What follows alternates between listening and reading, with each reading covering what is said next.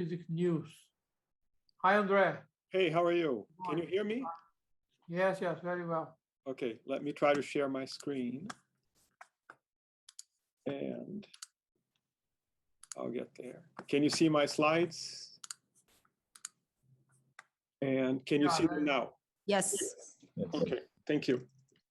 All right, so let me get started. First of all, thanks a lot for the organizers for the invitation. I'm always very happy to speak at SILAFAE.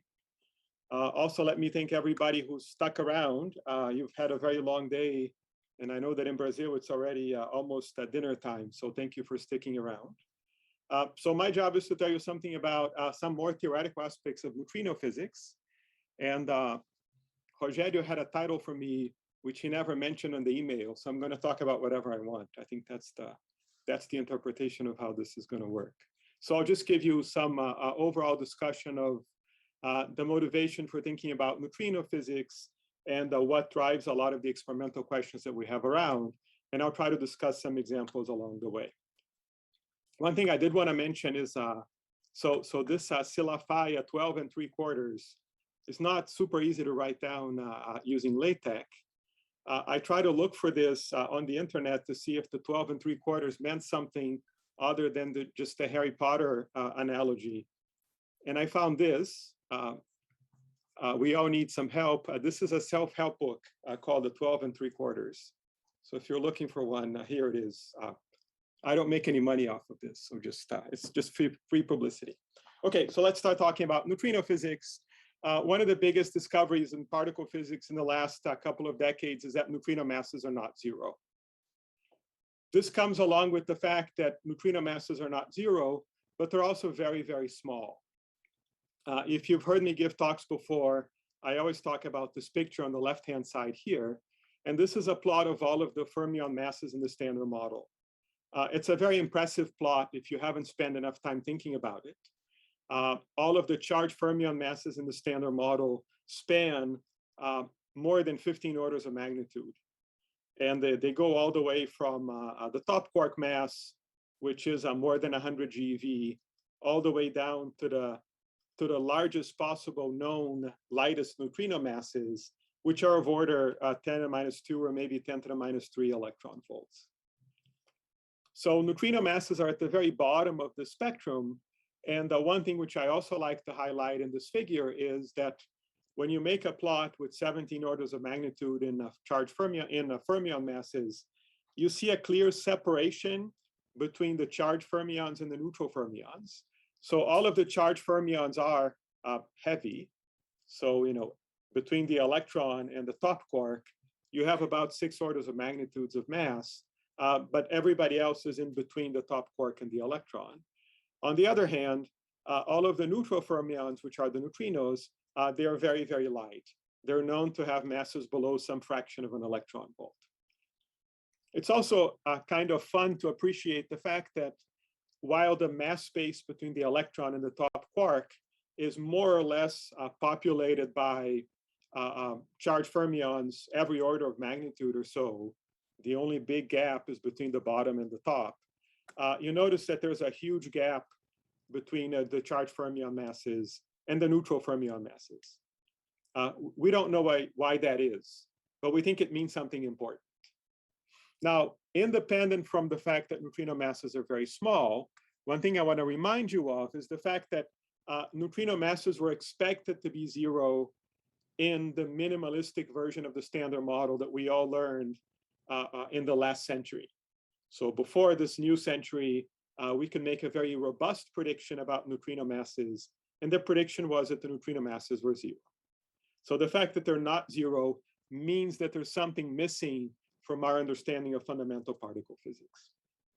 So this is what I summarize here in this slide. I think the very important message, which I can defend, is the fact that non-zero neutrino masses imply the existence of some new degrees of freedom beyond those of the Standard Model that you learn in Peskin and Schroeder, for example. What makes neutrino theory interesting and exciting, at least to me, and frustrating for other people, is the fact that even though we can affirm that there are these new degrees of freedom, we know absolutely nothing about them. The new degrees of freedom can be bosons, they can be fermions, they can be ridiculously light, or they can be super heavy, they can be charged, they can be neutral, they can be something that you might find in an experiment tomorrow, or they might be something that you never see in an experiment in our lifetimes. So this is kind of a big deal. And I always like to remind people that there are other things that the standard model of particle physics also doesn't explain, but it's not too many of them. So they fall into these 4 bullets, and I'm staying away from anomalies that we haven't resolved yet. So they're related to things like what's the dark matter? We, at least people in this conference, we probably all believe that there is this thing called the dark matter. And whatever the dark matter is, it doesn't appear to be made out of standard model stuff. Another question that we would like to know the answer to is, how come the universe has so much matter in it? Our Big Bang model that we have for how the universe is evolving naively predicts that the amount of matter that's left over from the beginning of time should be very small. So we need some baryogenesis mechanism. And whatever is responsible for that is not in the standard model. Finally, we measure the expansion rate of the universe. That seems to be accelerating today. We also have evidence that the expansion rate of the universe was accelerating very early on. And we know that our understanding of fundamental particle physics doesn't have anything to say about both of these things unless you add more degrees of freedom. So neutrino masses are part of this select list of relatively robust questions we can ask, and that we know that the answer doesn't lie within our understanding of particle physics today. So we can ask, so what do we need to do to give neutrinos a mass? And the answer is we don't know. And it's not because we haven't tried. I think we've gotten very good at identifying all the possible ways in which neutrinos could have gotten a mass, but we just don't know which way nature chose, and we need more help. So again, this is what's said here in red. The idea is that we can come up with lots of ways of giving neutrinos a non-zero mass, and we need to do more experiments in order to find out which way is the correct way, if any of them are actually right. So the message is, we need more experimental help. And I'm making the bold assumption you can see my cursor here, because I'll be using that to point. If you can't see it, then I'll just look very foolish and pretend that you can see it. So I'll very briefly mention that the big question in neutrino physics today, or at least among the very big questions today, is to identify if the neutrinos are Majorana fermions or if the neutrinos are Dirac fermions. I don't want to spend a lot of time talking about this. Actually, I'll spend very little time talking about this. But I do want to remind everybody that we have a good way of searching for this, or for getting an answer to this question, which involves looking for lepton number violation. So if lepton number is violated, it stands to reason that neutrinos are Majorana fermions, with some caveats. If we can ever convince ourselves that lepton number is not violated, which is very, very difficult to do scientifically, then we would be tempted to conclude that the neutrinos are Dirac fermions. Now, when it comes to looking for lepton number violation, there is a race with lots of different horses in the race, but there is a horse that's way ahead of everybody else, which are searches for neutrinoless double beta decay. So people who care about neutrino physics care a lot about understanding where we lie in our ability to search for neutrinoless double beta decay, and it's kind of a big deal. I always want to remind people that there are lots and lots and lots of ways of looking for lepton number conservation. This is from the particle data book. It is a mostly complete list of all bounds that we have on the search for lepton number violation. Neutrinoless double beta decay lives here. My other favorite process is here. It's called the mu-2e+ conversion in nuclei. And you see it's a very, very long list, but the message I want to convey is if you try to make an apples to apples comparison of all of these different ways of looking for lepton number violation, neutrinoless double beta decay wins. It doesn't mean these other ways are not useful, but in order for them to be useful, you need the constraints that you get out of neutrinoless double beta decay not to apply because of some reason that maybe involves flavor, maybe it involves the mechanism behind non-zero neutrino masses and things like that. And by the way, I lied. If you go to the PDG, there's a second line, which also has searches for lepton number violation as well. And it's a fun topic, and it's something that a lot of people pay a lot of attention to. So I want to give you some examples of how you would give non-zero masses to neutrinos. And the most robust example that we can think of is to treat the standard model as an effective theory. If you look at the standard model as an effective theory, you can ask yourself, what are the higher dimensional operators you can look at that would capture the effects of the new physics? And if you start writing down higher dimensional operators, there's only one operator of dimension 5. It's this one in dark green over here, which I think I've highlighted. And if you look at this operator here, it's the only one that has dimension 5. All the other operators are dimension 6 or higher. This operator was first identified by Weinberg in the late 70s. And if you believe that the effective scale associated to this operator is very high, you can ask what are the low energy consequences of this operator. And it turns out that there's one consequence which is potentially observable. If you look at this operator, it's the lepton Higgs squared operator. If the Higgs gets a vacuum expectation value, your Lagrangian acquires a term that looks like this one. And this is just a neutrino mass. So if you believe that somehow there's some heavy physics out there which looks like this operator at low energies, you predict that neutrinos get a non-zero mass. You also predict that the neutrino mass is proportional to the Higgs VAV squared divided by some effective scale, which means that you also predict that the neutrino masses are suppressed relative to the charged fermion masses. And again, you could have done all of this in 1979. And if you were Weinberg, people would have read your paper. And you would have looked pretty smart today, because that's exactly what the data look like. The data tell us that neutrino masses are not zero, but they also tell us that neutrino masses are very small. So there's a lot riding on, or there's a lot of good things that come out if you believe that neutrino masses are generated in this way.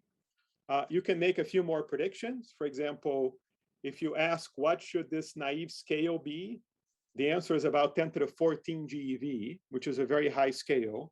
It's very close to the gut scale, for example. And you also make a prediction that neutrinos happen to be Majorana fermions. So given this bit of information, if you believe that this idea is correct, the next step is to figure out how to test it and how to really convince everybody else that this is the right idea.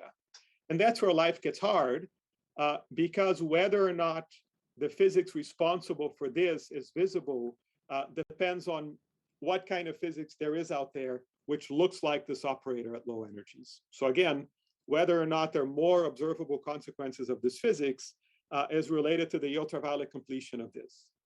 And if you talk to your neutrino theory friends, they spend a lot of time figuring out different ways of realizing this higher dimensional operator out of some new heavy physics, or maybe some new physics that's not super heavy. The simplest way of doing that, it turns out, is something called the Seesaw Mechanism, which I'll talk about for a few minutes because it's important. It's a very simple idea. Is you take the standard model and you add to it gauge singlet fermions. These are fermions with no gauge quantum numbers. And then you write down the most general Lagrangian. That Lagrangian will contain a Yukawa coupling. So it's a neutrino-Yukawa interaction between the lepton doublet and these gauge singlet fermions, which I called capital N. And because these things are gauge singlet fermions, they're also allowed to have Majorana masses. So here are the Majorana masses.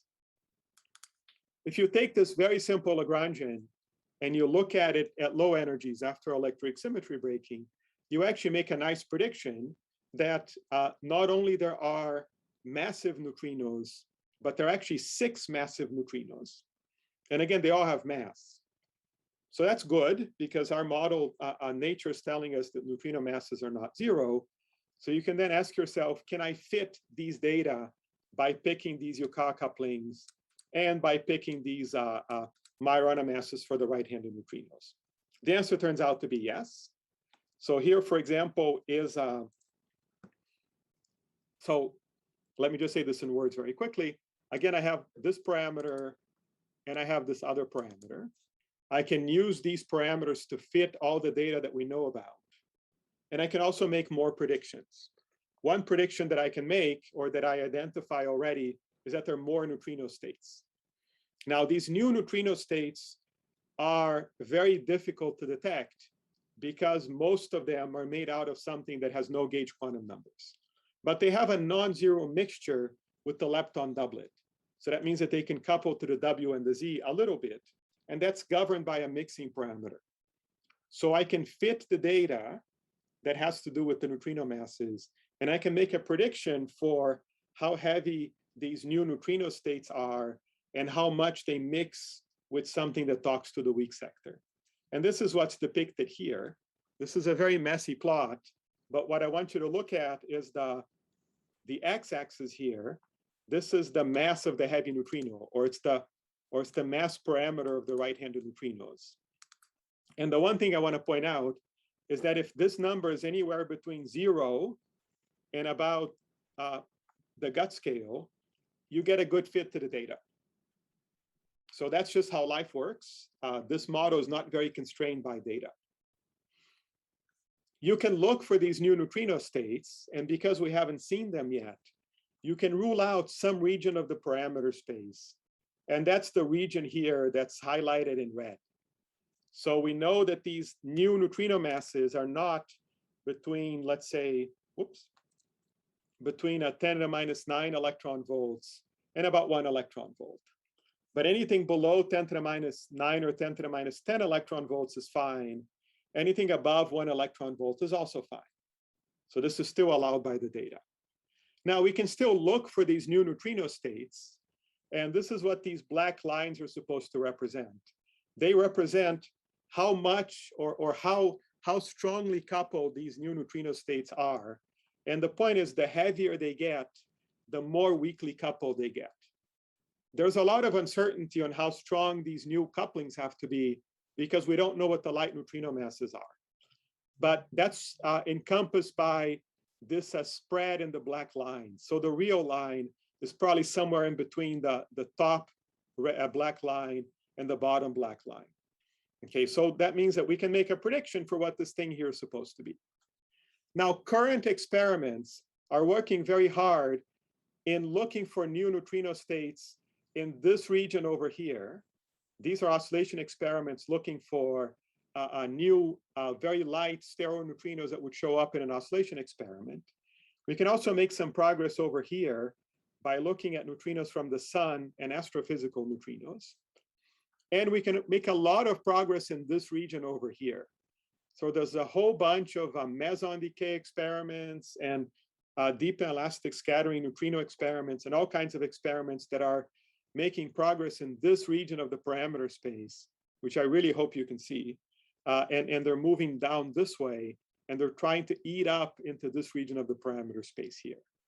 And remember, keep in mind, this is 1 GeV. And I do want to remind people that this plot does continue on all the way to 10 to the 24 electron volts. So there's no guarantee that you can test this model, but at least it is testable if the new neutrino masses are not very heavy. There are lots of different ways of generating this so-called Weinberg operator, this dimension 5 operator. And it doesn't just have to do with these gauge singlet fermions. You can do it in lots and lots and lots of different ways. So again, you know, if you're in the business of building models for neutrino masses, you probably have a job for life because you can come up with all kinds of different models. So what we tried to do is to write a model of models. So we wrote a model of models using effective operators. And it doesn't really matter what those models are doing. What matters is every model has a different effective scale associated to it. So for example, the model I was telling you about before, this Seesaw model, has a naive effective scale associated to it, which is about a 10 to the 15 GeV. But there's a whole bunch of other models which have a very different effective scale associated to them. Again, this is a histogram of kinds of models. I don't know what the heights mean. It just means that there is a model out there that looks like that. And what's exciting about this is that this tells us that if the effective scale of the new physics model is relatively low, you should see the consequences of this new physics in lots of different types of experiments that range from collider experiments like the LHC to new physics responsible for the G-2 of the muon to EDMs and charged lepton flavor violation. So there's a lot of work to do in order for us to test if these low effective scale models are actually true or not. Now, I'm not here to defend any of these models. Some of them are very, very ugly, but nonetheless, they're all falsifiable, and that means that there's a lot of work to be done. I was going to say something about Dirac neutrinos. Fortunately, Diego gave a very nice talk yesterday on a particular model that would explain why neutrinos would be Dirac fermions with very small masses. So I'll just talk about this very briefly. The idea is if we go back to this Lagrangian that I was telling you about, there's a special value of m where something interesting happens, and that's m equals 0. When these right-handed neutrino masses are exactly 0, the symmetry of the Lagrangian is bigger. That means that lepton number is conserved. So if lepton number is conserved, you have this Lagrangian here, and everything is stable. It means it's a perfectly good model that you can use, and you can also fit the data. And the fit to the data works very well. You have a bunch of couplings here. You can pick your favorite values for these couplings as long as they're very small. So they need to be less than about 10 to the minus 12. And that's a perfect fit to all of the data. And it makes a prediction. And the prediction is that lepton number is an exact symmetry. Now, a lot of people don't like this number 10 to the minus 12. And they say that this model is weird or it's unnatural. I would like to argue that nature doesn't care if we like the model or not. If this model is the right model, that's the end of the story. But we really don't like these very small numbers. And what I prefer to say is that if we go back to this picture, the problem with just giving the neutrinos a very small Dirac mass is that we miss an opportunity to explain why neutrino masses are way smaller than all of the charged fermion masses. So we want to believe that this picture here is a way of nature telling us something important. And if the neutrinos are just vanilla Dirac fermions, it would mean that nature is cheating us or tricking us into believing that the small neutrino masses mean something important when it was just a chance that made all those numbers very small. So since we like to believe that nature is telling us something important, it is interesting to ask if there are ways of understanding why these masses are so small. And the answer is yes. The best way to explain why these couplings might be so small is to postulate that there's some new symmetry, a bigger symmetry out there, which actually makes all of these couplings be exactly 0. That means that there might be a symmetry that forbids neutrino-Yukawa couplings. So it's only through symmetry breaking that the neutrino-Yukawa couplings would come about. And that would explain why they're so small. Now, if you look at this Lagrangian, it has this n in it. And I told you that this n is a gauge singlet fermion. But it is possible that this n is charged under some new hidden symmetry. And that's where right-handed neutrinos become strongly connected, in lots of quotes, to the physics of dark matter. So it is possible that this n has some charge, which is broken by some new hidden Higgs. And that means that the neutrino-Yukawa coupling is actually secretly some higher dimensional operator as well. We have an old paper that talks about this. Diego talked about his very nice paper from this year that has a version of this idea here as well. So again, even Dirac neutrinos might mean something exciting, and they might imply some connection between neutrinos and the dark sector. So to summarize this piece of the story, what I wanted to convince you of is that in order for us to solve this neutrino mass puzzle, there are lots and lots of different things that we need to be paying attention to. They range from looking for lepton number violation, to paying attention to neutrino oscillation experiments, to measuring the properties of neutrinos and charged fermions, to caring about collider experiments and also caring about cosmology, because neutrinos have a very deep footprint in the thermal history of the universe because there are lots of them and they stick around. So if the neutrinos have new properties, they often leave an imprint in things that cosmic surveys can measure.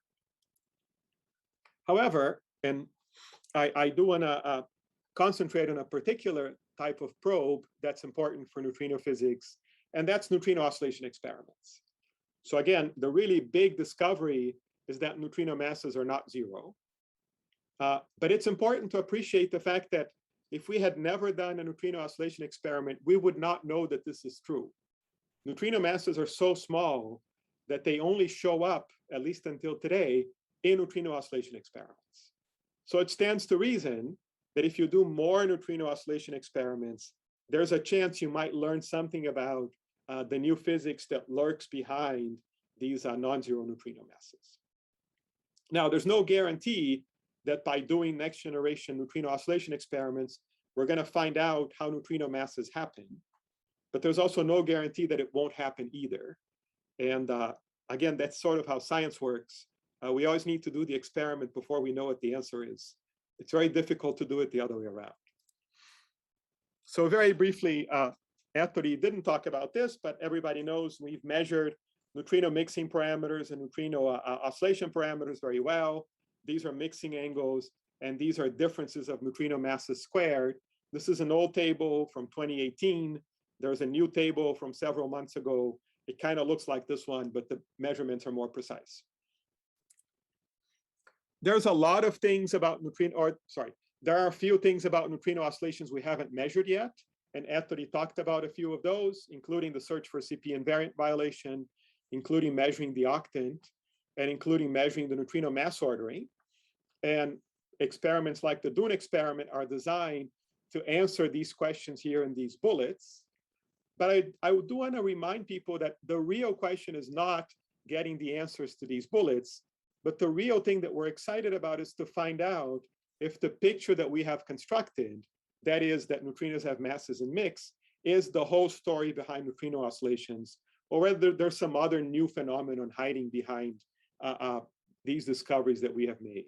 So again, the ultimate goal is not to go down a checklist and perform a bunch of measurements. The ultimate goal is to really check that the formalism that we developed over the last 25 years or so is actually the correct answer and that there's nothing missing. So I want to remind people of the fact that we've learned about mixing in the quark sector before we learned about mixing in the neutrino sector. And I do want to say that we've measured quark mixing parameters in lots of different ways. So for the younger people in the audience, and I haven't seen any of you because only a Rogério asks questions, but I do want to point out that this is a measurement of CKM parameters in lots of different ways. So every color here is a different measurement. And I do want to point out that we're measuring two parameters in 20 different ways.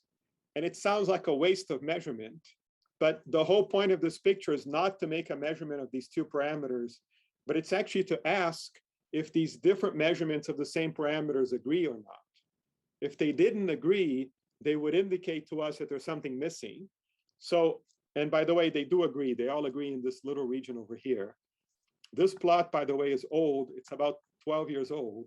There's a new version of this plot, which sadly also meets at a point which is over here, except that the point is a little bit smaller. So our job is to do something like this in the lepton sector. And we're still very far away from doing that. I'll just very briefly mention that there is a neutrino mixing matrix that looks like this. And even though we've measured a bunch of parameters with very good precision, by the way, we measure neutrino mixing parameters at the 5% level, which if you're old enough is really, really impressive because 20 years ago, we didn't even know if these parameters were physical parameters or not. So we've made a lot of progress, but in reality, out of this entire matrix here, we have direct measurements of this row of the matrix and this column of the matrix over here. Everything else is inferred by unitarity. And if we really want to start to construct a picture that looks like that, we have a lot of work to do. I want to say a few words about CP violation. And Again, Anthony talked a little bit about CP violation in the lepton sector. And it's always interesting to ask yourself, why is this important? I mean, why do we care so much about discovering CP violation? And CP violation is a thing that the standard model Lagrangian allows for.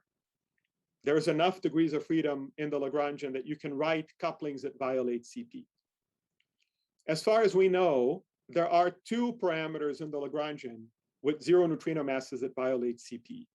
One is a CKM phase, and we've measured that. That's about 70 degrees or something that I always forget. The other one is the theta QCD term, which we don't like to talk about because we've never measured it. We know that it's less than about 10 to the minus 10, and we don't really understand why that's the case. There's some ideas for why that's the case, but they're just ideas. We haven't confirmed that they're true or not. Now that neutrinos have mass, all of a sudden, the number of physical CP violating parameters has jumped from 2 to potentially 5. So there's a lot we can learn about CP violation in the neutrino sector. And the question is, are we going to be in a smarter place to learn what CP violation is about? And I have no idea what the answer is. So measuring these things is going to teach us something in a qualitatively interesting way that we don't have access to today.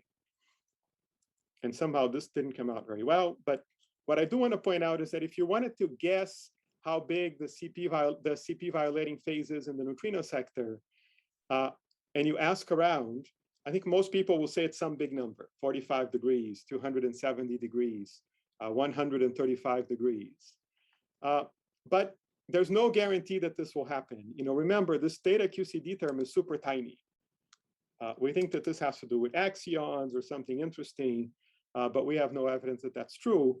So we will learn a lot by measuring this CP violating phase in the neutrino sector, regardless of what the answer turns out to be. And if the answer turns out to be really tiny, life will be very exciting. So I am quite sure I'm running out of time, but João was kind enough not to tell me. So I will just give you some examples of what could happen if you measure neutrino oscillations very precisely. And I think I'm going to stop there because I do have a clock and I think I can count the time correctly. So what's the typical thing we could run into if we started measuring neutrino oscillations very precisely? We could, as I advertised, run into new neutrino states. They would manifest themselves in lots of different ways, including by rendering what we think is a unitary matrix not really unitary, because it would be a piece of a bigger matrix. It is also possible that the neutrinos have new interactions, and those new interactions would change the way in which neutrinos oscillate. And again, if we didn't know about these new interactions and we started to measure neutrino mixing in lots of different ways, we would start getting answers that don't agree with one another. It is also possible that the neutrinos have some properties we haven't factored in. For example, we know the neutrinos have a non-zero magnetic moment. We know the heavy neutrinos have a non-trivial lifetime. But we know that in the standard model, both the magnetic moment is super tiny and the neutrino lifetime is ridiculously long. But if there is new physics, those numbers could change dramatically. And those things can impact neutrino oscillation experiments and neutrino scattering experiments, depending on which one you're talking about. I also want to remind people that neutrinos are very sensitive to weird stuff. Things like non-trivial tests of CPT violation, searches for violation of quantum mechanics, quantum foam, all kinds of weird things that I don't believe in. But neutrino oscillations are an interesting phenomenon because they have the ability to see very, very tiny effects because of the additive nature or the interferometric nature of neutrino oscillations themselves. Again, what I always like to remind people is neutrino oscillations are very, very sensitive to very specific things. And a good example of that is that we've been able to see non-zero neutrino masses.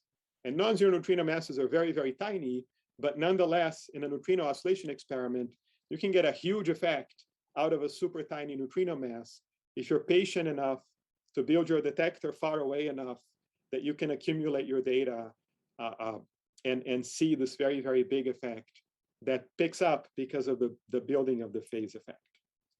So What I was going to do next is to do some examples of what this new physics could be about, but I'm going to skip that. And you can look at it so I'll go through it very quickly and you can read it if you have time, or if you're good at doing this sort of thing. But I will come to my conclusion and people can ask questions. So I think the main message I want to remind people of is at the turn of the century, something unexpected happened. And that something unexpected was that we discovered that neutrino masses are not zero. My big message is that we know very, very little about whatever this new physics is that makes neutrino masses not be zero, other than the fact that the new physics is there.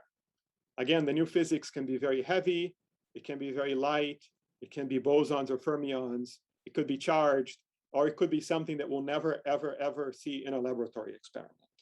So the new physics scale is somewhere between Yukawa couplings that are 10 to minus 12 all the way to gut scale physics. Now, the hints that we have for speculating about non-zero neutrino masses are, one, neutrino masses are very small. We think it means something important. And the other one, which I didn't talk about, is we also learned that neutrino mixing is very weird, at least relative to quark mixing. We also don't know why, but we also think it means something important. And I think the most important thing to remember is neutrino physics is a heavily data-driven field. We're not going to be able to speculate ourselves into the right neutrino mass model. We need more data from all kinds of places. And we're very excited with the fact that there's a lot of new neutrino data coming online in this decade, along with a lot of other data that will inform the neutrino mass question in very, very non-trivial ways. So I'm going to stop here. Thank you. Okay. Thank you, Andre. Well, questions? Any question? Well, I have one. What about the connection with dark matter? It's possible to have this connection with neutrinos with dark matter. Could you comment on this? Yeah, so that's a very good question. So there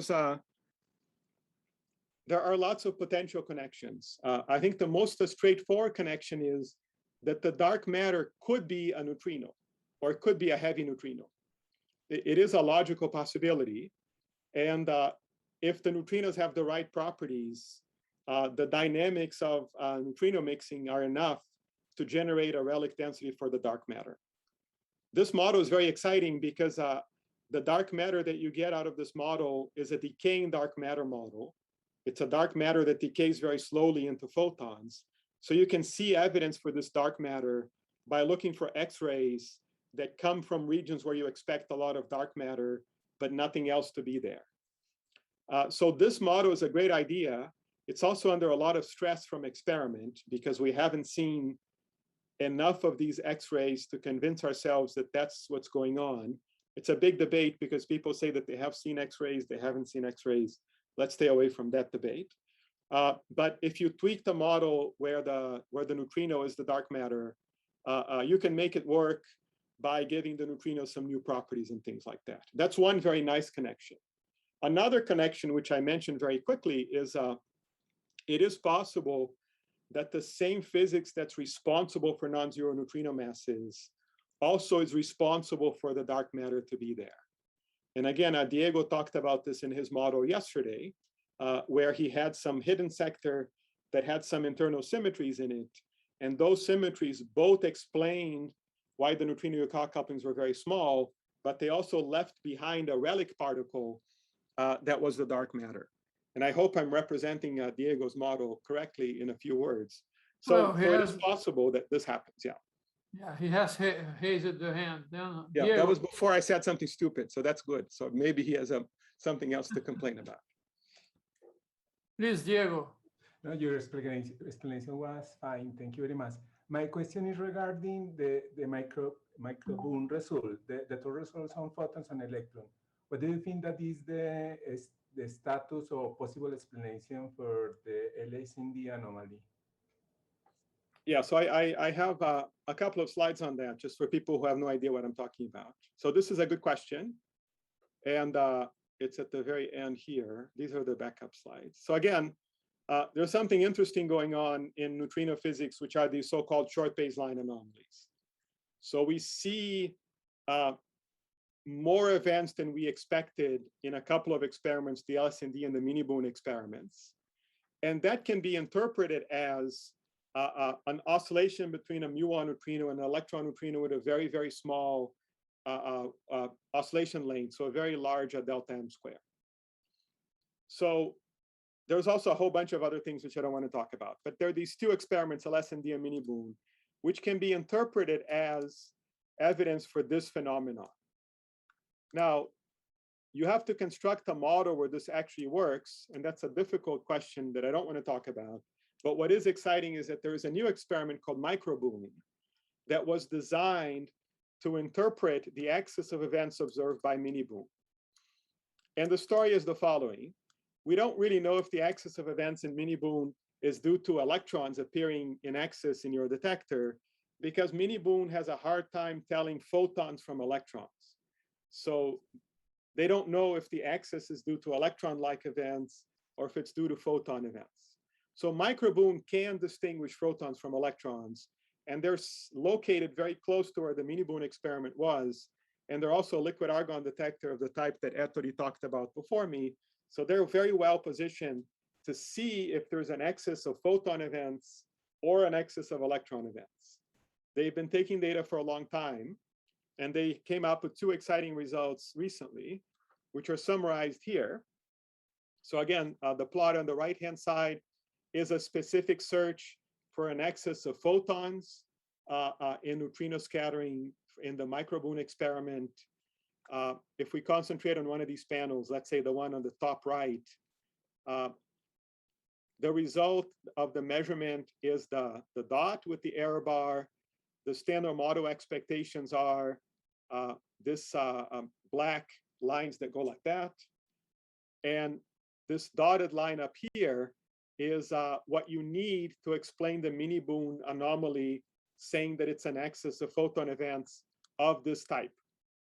And you see that microBoone doesn't like this excess of photons interpretation of the mini-Boone anomaly. On the other hand, if you go to the left-hand side, this is their other paper where they look for an excess of electron type events. And they did all kinds of different analyses. 0 means that there's no excess.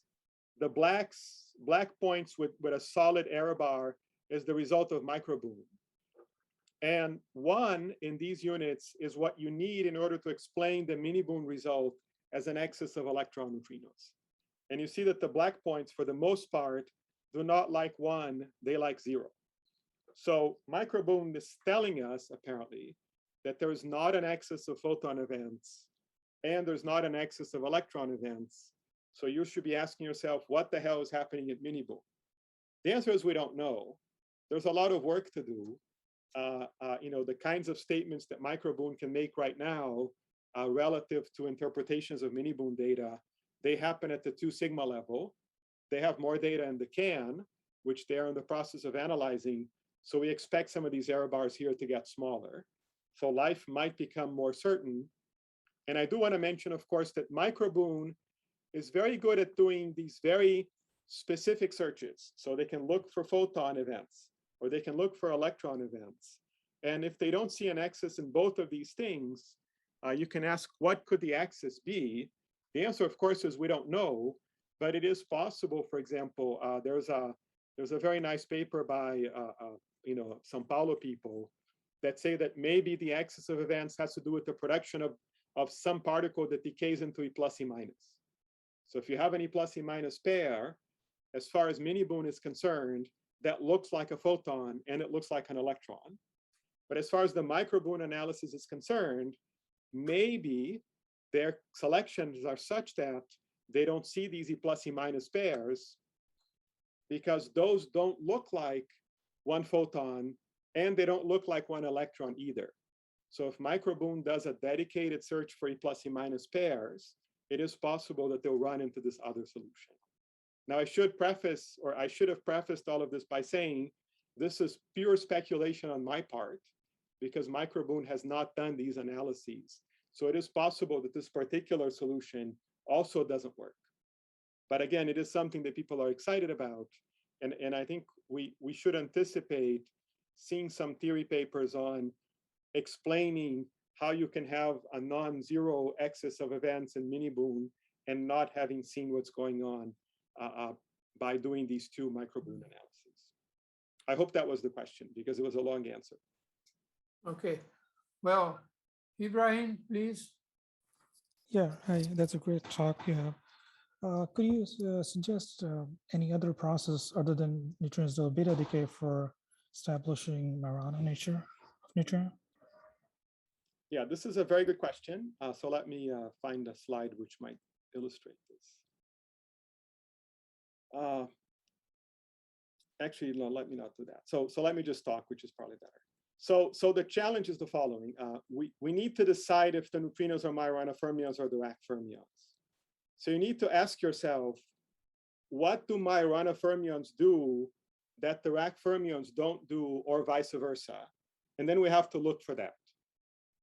If you think about it, there are lots and lots of things that Majorana fermions know how to do that Dirac fermions don't know how to do, and vice versa. The problem is, you can only distinguish if the neutrino is Majorana or Dirac if the neutrino mass is not zero. So if you build an observable that can distinguish if the neutrino is Majorana or Dirac, that same observable has to be sensitive to the non-zero neutrino mass. And this is what makes this whole story very difficult, because neutrino masses are so small. So that's why we haven't been able to get an answer to this problem. It turns out that a robust prediction out of the Majorana nature of neutrinos is lepton number violation. So that's why we tend to concentrate very heavily on looking for lepton number violation, because if lepton number is violated, then we're very, very confident that the neutrinos must be Majorana fermions. Now, in the realm of Majorana fermion, in the realm of looking for lepton number violation, there are all these different ways of looking for lepton number violation. And like I said in my talk, the advantage of neutrinoless double beta decay is that you can acquire lots of these nuclei that undergo potentially neutrinoless double beta decay, and you can wait a long time. So you can get a super strong bound out of that.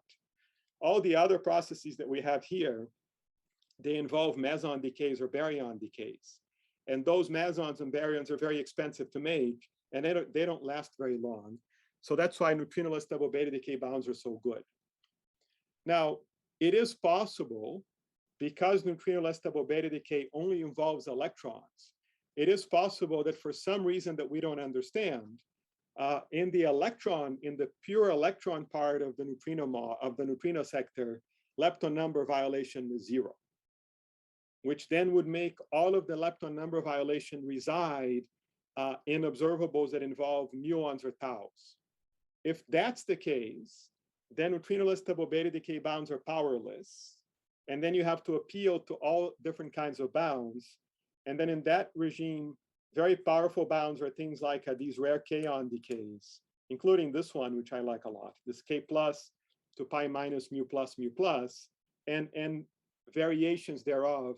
They provide information that neutrinoless double beta decay doesn't provide. The other process, which I also highlighted, is this mu minus to E plus conversion in nuclei, because that also has a very strong bound. And the reason it has a very strong bound is that we are actively searching for mu minus to E minus conversion in nuclei. So we're spending all this money to build these great experiments to look for mu to E conversion. And sometimes the same experiment can also look for mu minus to E plus conversion, which is a lepton number violating version of that. And again, that also has a lot of reach for new physics, which is also qualitatively different from neutrinoless double beta decay, because this involves muons and electrons. So I don't know if that was the question, but I'm happy to give more information if the question was different. Yeah, thanks. Thank you so much. Yeah.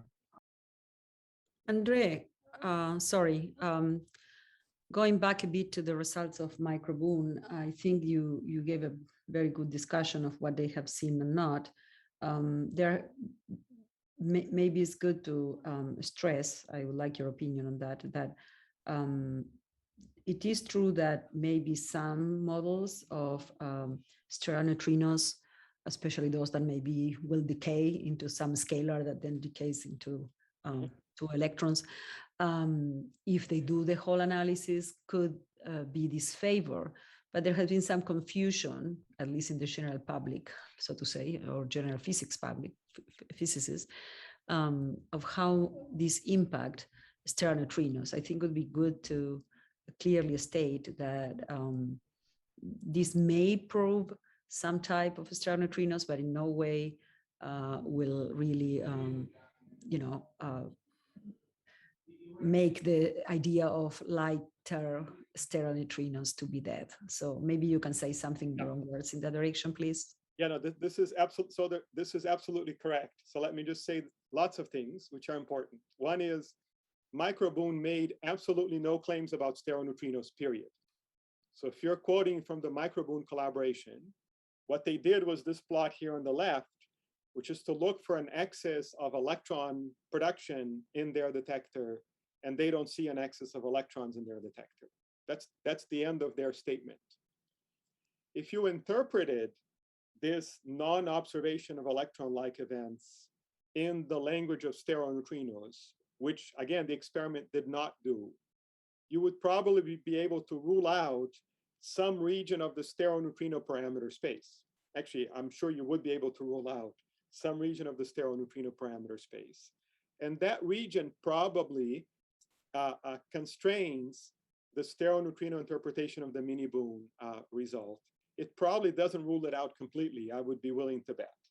And again, this is a bet because Microboon did not make this analysis. Now, so that's a concrete statement that I can make. The other statement I can make is that the stellar neutrino idea has absolutely nothing to do with the LSND anomaly or the mini-boon anomaly or all of the short baseline anomalies.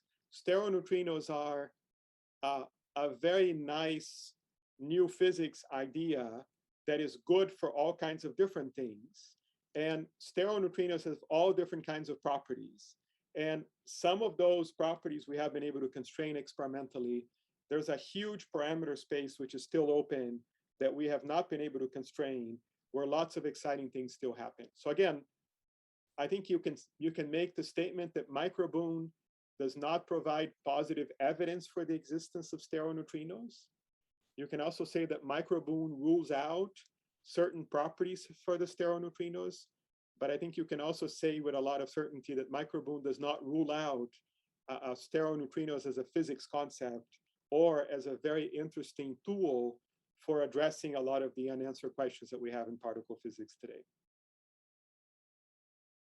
So that was very long. Thank you, Andre. Any other question, please? I think Rogério had his hand up, but he gave up. No, it was about the stellar neutrinos. But thanks for the talk. And I didn't know about this 12 3/4 steps to happiness. Is that what it was? I know, that's amazing, right? So I'm much happier now after the talk. Thank you. Thank you. Okay. Okay. No more questions? I have a last one. What about from the experimental point of view? There is other experiments like Hyper-K and even Juno. Could you comment on the different possibilities of new discoveries, or what the difference with Dune and Hyper-K and Juno? I know you are a theoretician, but anyway, could you? Yeah, I can say a few words about that. They're all great experiments. The Juno experiment will happen in a relatively quick time frame.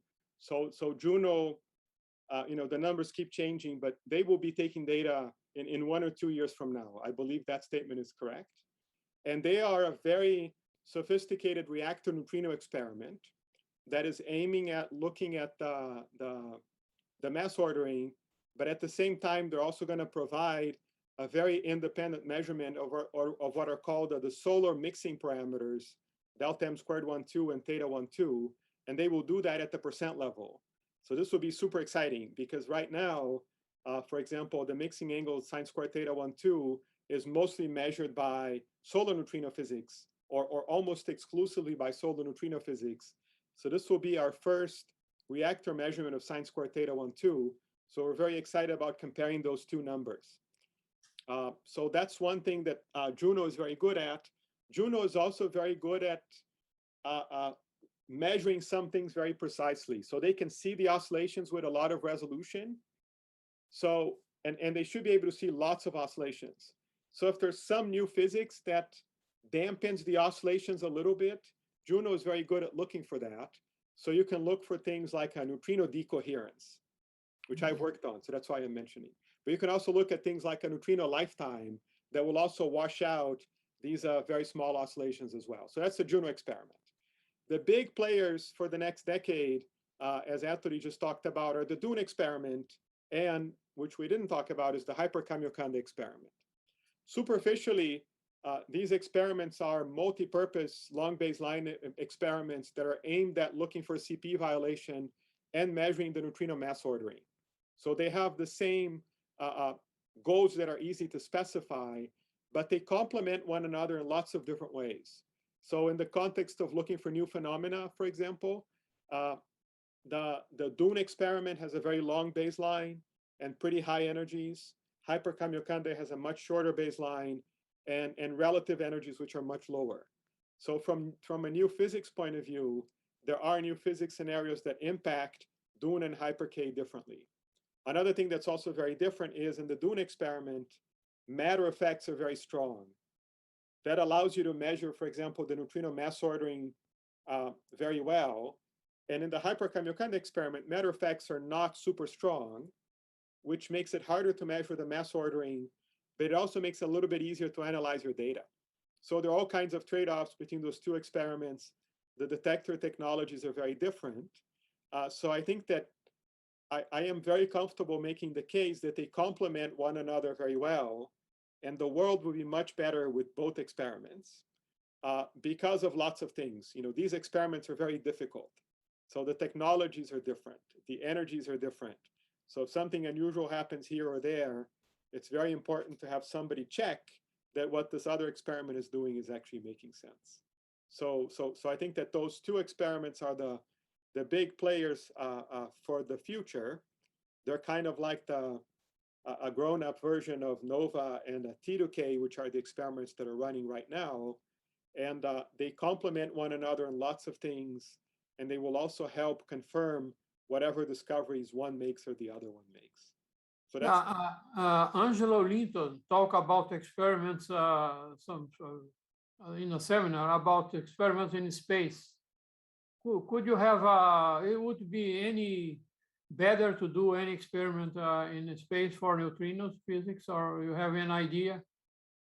I don't have an idea. The problem is you need to have a neutrino source in space, which is very difficult because the neutrino source is an accelerator that you shoot the protons on a target to produce pions. So we don't know how to build an accelerator in space. But you have the sun, you have other sources that absolutely, yeah. So the other option is to use the existing neutrinos, you know, yeah. The atmospheric, you know, neutrinos produced in the sun, or neutrinos produced in a supernova explosion, or neutrinos or super high energy neutrinos coming from very far away.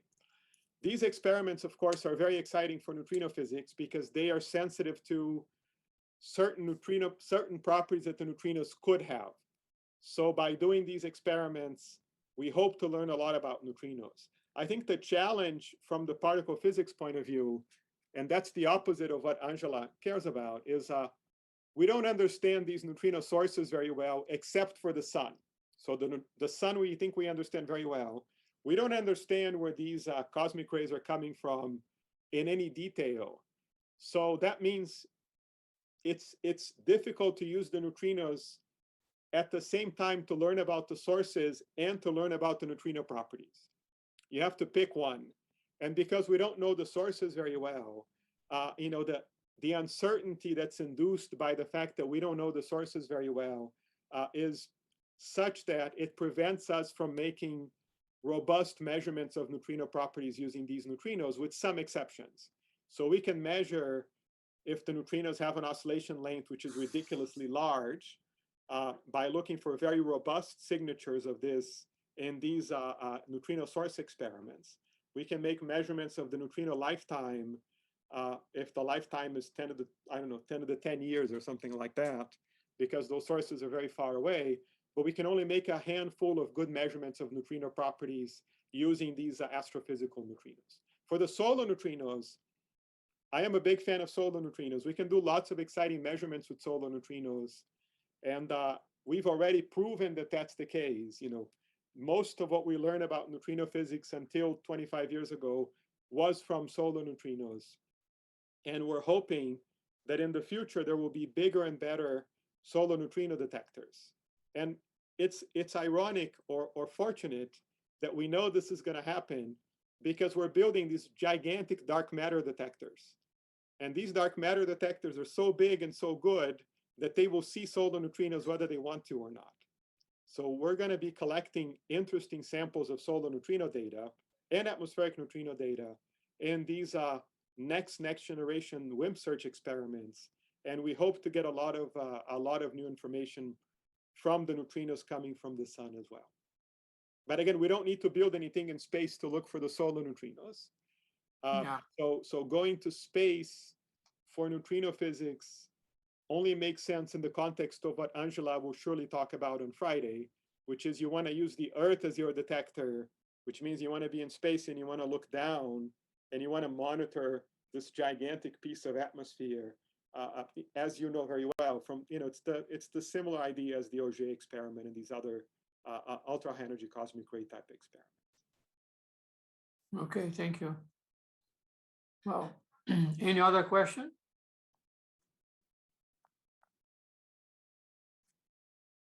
Well, Rogério, help me. What next? So there is no more questions. So I think João, we should thank André and then pass to Eduardo, okay? Of course. Thank you, André. All right. When are you coming to Brazil? I'll be there in